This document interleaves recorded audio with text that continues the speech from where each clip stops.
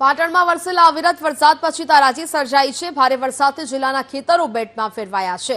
ખેડૂતોએ 20,000ના ખર્ચે કપાસનું વાવેતર કર્યું હતું। ખેતરમાં પાણી ફરી વળતા કપાસનો પાક નિષ્ફળ જવાની ભીતિ સેવાઈ રહી છે। અવિરત વરસાદ બાદ અનેક ખેડૂતોની સ્થિતિ દયનીય બની છે, કારણ કે ખેતરો બેટમાં ફેરવાયા છે। જળબંબાકાર જેવી સ્થિતિ અનેક ખેતરોમાં જોવા મળી રહી છે। ખેતરોમાં પાણી ફરી વળવાને કારણે કપાસનો પાક નિષ્ફળ જવાની ભીતિ ખેડૂતો સેવી રહ્યા છે। અવિરત વરસાદ પછી તારાજીના દ્રશ્યો અનેક જગ્યા પરથી સામે આવી રહ્યા છે અને હવે ફરી એક વખત હવે ખેડૂતોના માથે ચિંતા છે તે જોવા મળી રહી છે। ખેતરો બેટમાં ફેરવાતા હવે ખેડૂતો ચિંતા વ્યક્ત કરી રહ્યા છે।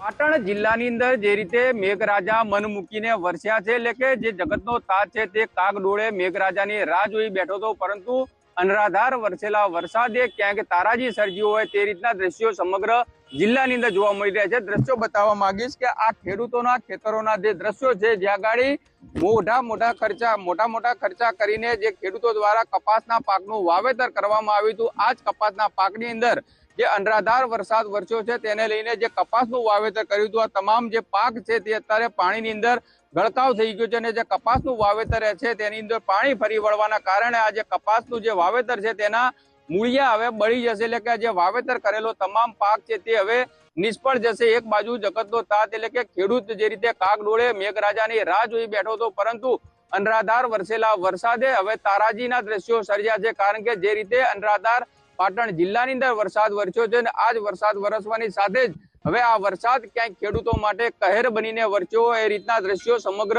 જિલ્લાની અંદર જોવા મળી રહ્યા છે। રાધનપુર, સાંતલપુર, પાટણ સહિતના જે ખેતરો છે, જ્યાં ગાડી દ્રશ્યોની અંદર જોઈ શકાય છે કે જ્યાં ગાડી જમીન છે ત્યાં ગાડી અત્યારે જળ જેવા દ્રશ્યો સર્જાયા છે, જેને લઈને ખેડૂત અત્યારે ચિંતાતુર જોવા મળી રહ્યો છે। ખેડૂતોની એક જ માંગ છે, તાત્કાલિક ધોરણે સરકાર દ્વારા જે વિસ્તારોની અંદર ખેતરો તડબોળ થયા છે ત્યાં ગાડી સર્વે કરવામાં આવે ને ખેડૂતોને આર્થિક સહાય ચૂકવવામાં આવે તો જ ખેડૂતો પગભર બને। બાકી જે રીતે ખર્ચાઓ કરેલા હતા તમામ ખર્ચાઓ ઉપર હાલ તો એટલે કે ખેડૂતોની જે મહેનત હતી, આ ખેડૂતોની મહેનત ઉપર અત્યારે મેઘરાજા જે રીતે કોપામાયન બન્યા છે અને તેને લઈને ખેડૂતોની જે આશાઓ હતી તે ક્યાંક ને ક્યાંક હવે જે તારાજીના દ્રશ્યો છે તેને લઈને પાક તમામ નિષ્ફળ જાય તેવી ભીતિ સેવી રહ્યા છે। ભરત પ્રજાપતિ, વીટીવી ન્યૂઝ, પાટણ। મોરબીમાં ભારે વરસાદ પછી